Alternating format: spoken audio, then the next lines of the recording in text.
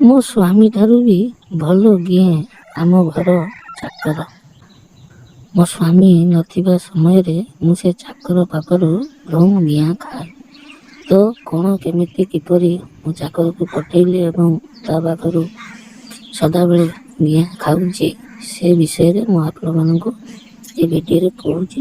ଆପଣମାନେ ଭିଡ଼ିଓକୁ ଶେଷ ପର୍ଯ୍ୟନ୍ତ ଦେଖନ୍ତୁ। ନମସ୍କାର, ମୋ ନାମ ପ୍ରୀତି। ଆପଣମାନେ ଦେଖୁଛନ୍ତି ଆପଣଙ୍କର ପ୍ରିୟ ଚ୍ୟାନେଲ ପ୍ରିୟା ଟ୍ୟୁବ୍ ଚ୍ୟାନେଲ। ଏହି ଚ୍ୟାନେଲରେ ଆପଣମାନେ ଏହି ପ୍ରକାର ହଟ୍ ସବୁ ଗିଆଁ ଭିଡ଼ିଓ ପାଇବେ।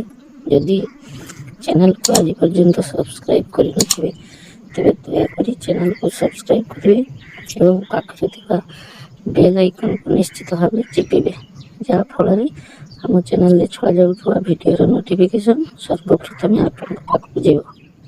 ତ ଆସନ୍ତୁ କିପରି ମୋ ଚାକର ମୋତେ ଘେନି ମୋ ବିୟକୁ ଶାନ୍ତି କରେ ଏବଂ ମୋ ସ୍ୱାମୀର ଅନୁପସ୍ଥିତିକୁ ସେ ହିଁ ପୂରଣ କରେ, ସେ ବିଷୟରେ ମୁଁ ଆପଣମାନଙ୍କୁ କହୁଛି। ମୋ ସ୍ୱାମୀ ବାହାରେ ରହନ୍ତି ଏବଂ ବର୍ଷର 2-3 ଥର ମାତ୍ର ଘରକୁ ଆସନ୍ତି। ମୋର ବୟସ 36 ବର୍ଷ। ଦୁଧ ଗୁଡ଼ିକ ବହୁତ ବଡ଼ ବଡ଼ ଏବଂ ମୁଁ ପୁରା ସେକ୍ସି। ମୋତେ ଥରେ ଯିଏ ଦେଖିବ ସିଏ ନିଶ୍ଚିତ ଭାବରେ ଡେଇଁବାକୁ ତାର ଇଚ୍ଛା ହେବ। ଏବଂ ମୁଁ ମଧ୍ୟ ବହୁତ ବେଧି, କାରଣ ମୋତେ ସପ୍ତାହରେ ଥରେ କିମ୍ବା 2 ଥର ଗିଆଁ ନିହାତି ଦରକାର ହୁଏ। କିନ୍ତୁ ସ୍ୱାମୀ ଯେହେତୁ ବାହାରେ ଅଛନ୍ତି ତେଣୁ ମୋତେ ସେ ସୁଯୋଗ ମିଳେ ନାହିଁ। ମୁଁ ବହୁତ କଷ୍ଟରେ ରାତିରେ ବିଆରେ ହାତ ବୁଲେଇ ଆଙ୍ଗୁଠି ଗେଞ୍ଜି ଶୁଏ। ତ କିଛି ଦିନ ଏମିତି ଗଲା। ମୁଁ ଆଉ ନିଜକୁ କେତେ ବା କଷ୍ଟ ଦେବି। ତ ଆମ ଘର କାମ ପାଇଁ ଥିବା ଚାକର, ତାର ବୟସ ହେଉଛି 22 ଏମିତି ହେବ। ଟୋକାଟିଏ ଲମ୍ବା, ବହୁତ ଗରିବ ଘରର ପିଲା। କାମ ଦାମ କରେ, ଯାହା ଦରମା ପାଏ ସେଥିରେ ତା ଘରକୁ ଚଳାଏ ଏବଂ ତା ଘର ମୟୂରଭଞ୍ଜରୁ ଆସି ସେ କଟକରେ ମୋ ପାଖରେ କାମ କରୁଛି। ତେଣୁ ସେ ଆମ ଘରେ ରୁହେ, କେବେ କେବେ ତା ଘରକୁ ଯାଏ। ମାସଟାରେ କିମ୍ବା 2 ମାସେ ଥରେ ସେ ଘରକୁ ଯାଏ, 2-5 ଦିନ ରୁହେ, ପୁଣି ମୋ ପାଖକୁ ପଳେଇ ଆସେ। ତେଣୁ ମୋ ସ୍ୱାମୀର ଏ ବିରହ ଯନ୍ତ୍ରଣା ମୁଁ ଆଉ ସହିପାରିଲି ନାହିଁ। ତେଣୁ ମୋ ମନ ଭିତରକୁ ମୋ ସେଇ ଚାକର କଥା ଆସିଲା ଯେ ଚାକର ପାଖରୁ ମୋତେ ଗିଆଁ ଖାଇବାକୁ ହେବ, ନହେଲେ ମୋତେ ରାତିରେ ନିଦ ହେବ ନାହିଁ। ଏଇ କଥା ଭାବି ମୁଁ ଚାକରକୁ ପଠେଇଲି। ତାକୁ ଏଣୁ ତେଣୁ ଜିନିଷ ସବୁ କିଣା କରି ତାକୁ ଦେଉଥାଏ ଏବଂ ତାକୁ ମୋଟାମୋଟି କହିବାକୁ ଗଲେ ମୁଁ ତାକୁ ସବୁବେଳେ ପଠେଇବାକୁ ଚେଷ୍ଟା କଲି ଏବଂ ସେ ମଧ୍ୟ ଶୀଘ୍ର ଶୀଘ୍ର ପଠେଇଗଲା। ମୁଁ ଥରେ ରାତିରେ ଶୋଇଛି ଏବଂ ସେ ଶୋଇଥିବା ସମୟରେ ମୁଁ ଡାକ ଛାଡ଼ିଲି ମୋ ଚାକରକୁ। ସେ ଶୋଇନଥିଲା, ତେଣୁ ଦୌଡ଼ି କରି ଆସିଲା ଯେ ପଚାରିଲା, ମାଲିକାଣୀ କ'ଣ କୁହ? ମୁଁ କହିଲି, ଆରେ ମୋ ମୁଣ୍ଡଟା ପ୍ରବଳ ବିନ୍ଧୁଛି, ଆଉ ଟିକେ ମୋ ମୁଣ୍ଡକୁ ତୁ ଚିପିଦେ। ତାପରେ ସେ କ'ଣ କଲା ନା ମୋ ମୁଣ୍ଡକୁ ଚିପିଲା। ମୁଁ ପଲଙ୍କ ଉପରେ ଶୋଇଥାଏ, ସେ ତଳେ ଛିଡ଼ା ହେଇ ମୋ ମୁଣ୍ଡ ପାଖରେ ଛିଡ଼ା ହେଇ ସେ ମୋ ମୁଣ୍ଡକୁ ଚିପୁଥିଲା। ସେ ମୁଣ୍ଡକୁ ଚିପୁଥିବା ସମୟରେ ତାର ଭାଣ୍ଡୁଟା ପୁରା ମୋ ମୁହଁ ସାମ୍ନାରେ ଥିଲା। ତେଣୁ ମୁଁ ତା ଭାଣ୍ଡୁକୁ ତାକୁ ନଜର କରି ଦେଖିଲି ଯେ ନିଶ୍ଚିତ ଲମ୍ବା ଭାଣ୍ଡୁଟେ ହେଇଥିବ, କାରଣ ତାର ଯାହା ଉପର ପଟୁ ଜଣାପଡ଼ୁଛି ଏ ନିଶ୍ଚିତ ଲମ୍ବା ଥିବ। ତେଣୁ ମୁଁ ଆଉ ନିଜକୁ ସମ୍ଭାଳି ପାରୁନଥିଲି। କିଛି ସମୟ ସେ ମୋ ମୁଣ୍ଡକୁ ଟିପି ସାରିଲା ପରେ ମୁଁ ସିଧା କ'ଣ କଲି, ମୋ ବାଁ ହାତରେ ତାର ଭାଣ୍ଡୁଟିକୁ ଧରି ପକାଇଲି। ସେ ପୁରା ଚମକି ପଡ଼ିଲା। ମୁଁ କହିଲି, ଆରେ ଚମକିନା, ତୋତେ ମୁଁ ଆଜି ଗେଇନି, ତୁ ମୋତେ ଆଜି ଟିକେ ଶାନ୍ତି କରିଦେ ଏବଂ ତୁ ବି ମୋତେ ପ୍ରବଳ ମାତ୍ରାରେ ଗେ। ସେ କହିଲା, ନାଇଁ ବାବୁଆଣୀ, ଏଗୁଡ଼ିକ ଭଲ କଥା ନୁହେଁ। ମୁଁ କହିଲି, ଆରେ କିଛି ଖରାପ କଥା ନୁହେଁ, ତୁ କେବେ କାହାରିକୁ ଗେଇଛୁ? ସେ କହିଲା, ନା ମାଲିକାଣୀ, ମୁଁ କେବେ ବି କାହାରିକୁ ଗେଇ ନାହିଁ ଏବଂ କିପରି ଗିଆଁ ଯାଏ ସେସବୁ ମଧ୍ୟ ମୁଁ ଜାଣେ ନାହିଁ। ମୁଁ କହିଲି, ଠିକ୍ ଅଛି, ତୁ ଯଦି ଏବେଠୁ ନ ଶିଖିବୁ ତେବେ ତୋର ବାହାଘର ହେଲା ପରେ ତୋ ସ୍ତ୍ରୀକୁ ତୁ କେମିତି ସୁଖ ଦେବୁ? ତେଣୁ ଆସ, ମୁଁ ଆଜି ତୋତେ ସବୁ ଶିଖେଇ ଦେବି। ଶିଖେଇବା କଥା କହିଲା ପରେ ତା ମନ ଟିକେ ଟିକେ ହେଇଗଲା। ସେ ଆଉ ବିରୋଧ କଲା ନାହିଁ। ମୁଁ କହିଲି, ଦେଖ, ତୁ ଆଗେ ଗୋଟେ କାମ କର, ମୋ ଦୁଧକୁ ଚିପି। ସେ କ'ଣ କଲା ନା ମୋ ଦୁଧକୁ ଚିପିବାକୁ ଆରମ୍ଭ କଲା ଏବଂ ତା ପାଟିରେ ମୋ ଦୁଧକୁ ନେଇ ସେ ଚୁଚୁମିଲା।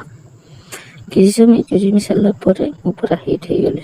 ମୁଁ କ'ଣ କଲି ନା ଧୀରେ କିନା ତା ପ୍ୟାଣ୍ଟଟିକୁ ଖୋଲିଦେଲି ଏବଂ ତାର ସେ ଲମ୍ବା ବାଣ୍ଡଟିକୁ ବାହାରକୁ ପୁରା ବାହାର କରି ଆଣିଲି।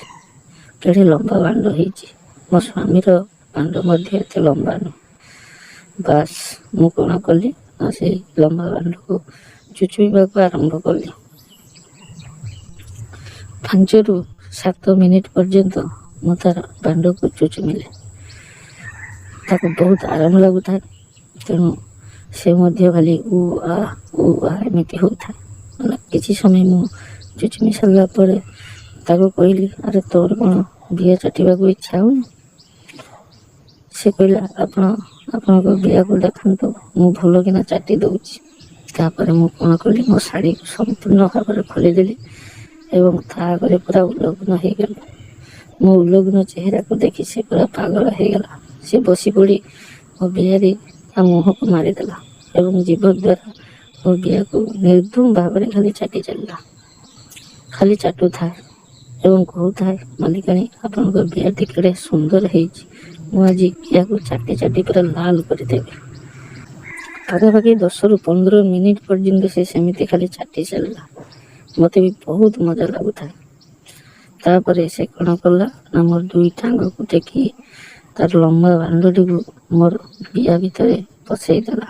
ମୋତେ ପାଖାପାଖି ଘେହିଁ ଚାଲିଲା 5ରୁ 7 ମିନିଟ୍ ପର୍ଯ୍ୟନ୍ତ।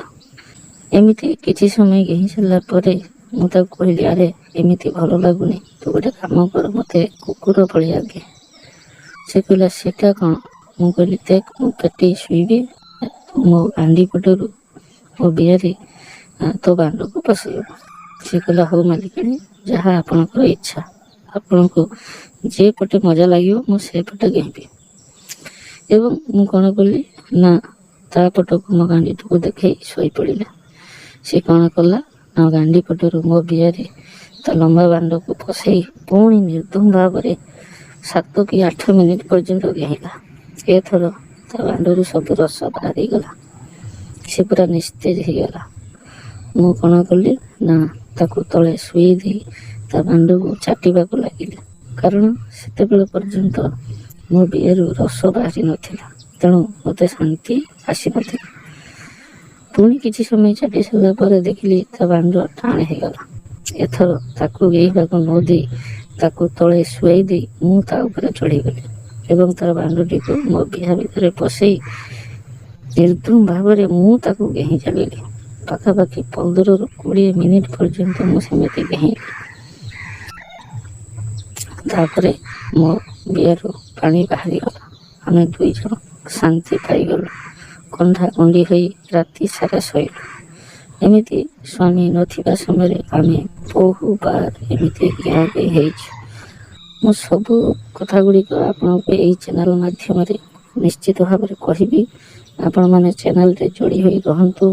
ଯଦି ଚ୍ୟାନେଲ୍କୁ ସବସ୍କ୍ରାଇବ୍ କରିନଥିବେ ତେବେ ଦୟାକରି ଚ୍ୟାନେଲ୍କୁ ସବସ୍କ୍ରାଇବ୍ କରନ୍ତୁ। ପାଖରେ ଥିବା ବେଲ୍ ଆଇକନ୍କୁ ନିଶ୍ଚିତ ଭାବରେ ଚିପନ୍ତୁ, ଯାହାଫଳରେ ଆମ ଚ୍ୟାନେଲ୍ରେ ଛଡ଼ାଯାଉଥିବା ଭିଡ଼ିଓର ନୋଟିଫିକେସନ୍ ନିଶ୍ଚିତ ଭାବରେ ଆପଣଙ୍କ ପାଖକୁ ଯିବ। ତ ରହୁଛି, ପୁନର୍ବାର ଦେଖା ହେବ ଅନ୍ୟ ଏକ ଭିଡ଼ିଓରେ।